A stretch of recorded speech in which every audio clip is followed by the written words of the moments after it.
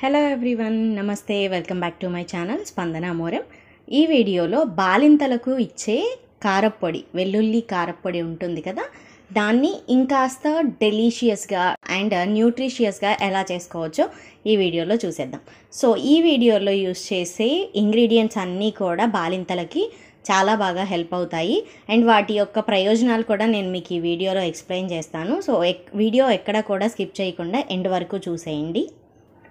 బాలింత కారప్పొడి తయారు చేయడానికి మేము ధనియాలు, ఉలవలు, మినప్పప్పు, పల్లీలు,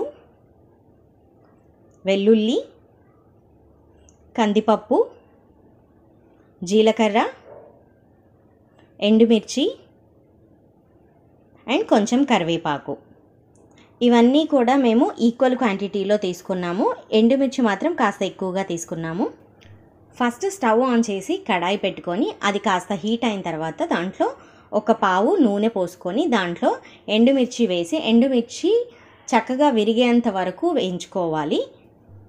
ఎండుమిర్చి బాగా ఫ్రై అయిన తర్వాత వాటిని ఒక ప్లేట్లోకి తీసుకొని ఆరనివ్వాలి. అండ్ అదే కడాయిలో ఇంకొంచెం ఆయిల్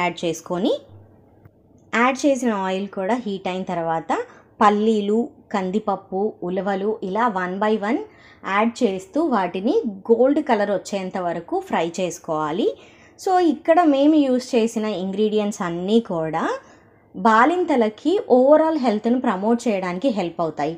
అంటే మనకి డెలివరీ తర్వాత కాన్స్టిపేషన్ అండ్ ఇండైజేషన్ ప్రాబ్లమ్స్, నడుం నొప్పి ఇలాంటి ప్రాబ్లమ్స్ వస్తూ ఉంటాయి కదా. సో మినప్పప్పు తీసుకోవడం వల్ల ఏంటంటే బోన్స్ స్ట్రాంగ్గా ఉంటాయి అండ్ స్పెషల్లీ పాల ఉత్పత్తికి ఎక్కువగా హెల్ప్ అవుతూ ఉంటాయి అన్నమాట మినప్పప్పు. అండ్ ఉలువలు యాడ్ చేయడం వల్ల మన డైజెషన్ ఇంప్రూవ్ అవుతుంది అండ్ పోస్ట్ పార్టం టైంలో పెరిగే వెయిట్ని కంట్రోల్లో ఉంచుతుంది అండ్ కాన్స్టిపేషన్ ప్రాబ్లమ్ని రాకుండా చూసుకుంటుంది అండ్ అలాగే బ్లడ్లో షుగర్ లెవెల్స్ని కూడా కంట్రోల్ చేయడానికి హెల్ప్ అవుతాయి. సో ఎవరికైనా ప్రెగ్నెన్సీలో డయాబెటీస్ ప్రాబ్లం ఉన్నట్లయితే ఈ పోస్ట్ పార్టం టైంలో మనం ఈ ఉలువలు యూజ్ చేయడం వల్ల డయాబెటీస్ కూడా కంట్రోల్లోకి వస్తుంది అండ్ అలాగే మనకి డెలివరీ తర్వాత యూటీఐ ప్రాబ్లమ్స్ రాకుండా ఉండడానికి కూడా ఉలువలు చాలా బాగా హెల్ప్ అవుతాయి. అండ్ ఇంకా ఇక్కడ మనం యూజ్ చేసే ధనియాలు అండ్ జీలకర్ర కూడా మన ఓవరాల్ డైజెషన్ని ప్రమోట్ చేస్తూ ఇండైజేషన్ ప్రాబ్లమ్స్ రాకుండా, కాన్స్టిపేషన్ రాకుండా, కడుపుబ్బరం వంటి ప్రాబ్లమ్స్ రాకుండా హెల్ప్ అవుతాయి. అండ్ మనకేవైనా స్కిన్ డిసీజెస్ ఉన్నా కూడా అవి కూడా తగ్గిపోయడానికి జీలకర్ర అండ్ ధనియాలు అనేవి హెల్ప్ అవుతాయి. అండ్ ఫైనల్గా కరివేపాకు గురించి అండ్ వెల్లుల్లి గురించి మాట్లాడుకున్నట్లయితే కరివేపాకు మన ఐ విజన్ని ఇంప్రూవ్ చేస్తుంది అండ్ డెలివరీ తర్వాత వచ్చే హెయిర్ ఫాల్ని కంట్రోల్ చేయడానికి అండ్ మన డైజెషన్ని ప్రమోట్ చేయడానికి హెల్ప్ అవుతుంది.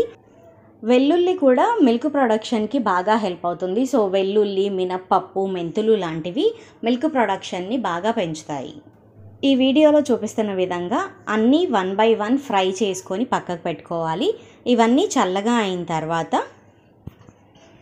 మిక్సీ జార్లో వేసుకొని గ్రైండ్ చేసేసుకొని కారపొడి రెడీ చేసుకోవడమే. సో ఎండుమిర్చితో పాటు కాస్త సాల్ట్ కూడా యాడ్ చేసుకొని ఫస్ట్ గ్రైండ్ చేసుకోవాలి. గ్రైండ్ చేసుకున్న కారపొడిని ఒక ప్లేట్లోకి తీసుకొని పక్కకు పెట్టుకోవాలి. నెక్స్ట్ పప్పు దినుసులన్నీ కూడా మళ్ళీ మిక్సీ గ్రైండర్లో వేసుకొని అవి కూడా మెత్తటి పౌడర్లా అయ్యే విధంగా గ్రైండ్ చేసుకొని ఫస్ట్ పట్టిన కారపొడిని అండ్ పప్పుల యొక్క పొడిని రెండింటిని మిక్స్ చేసేసి సాల్ట్ సరిపోయిందో లేదో చూసుకొని అడ్జస్ట్ చేసుకుంటే సరిపోతుంది.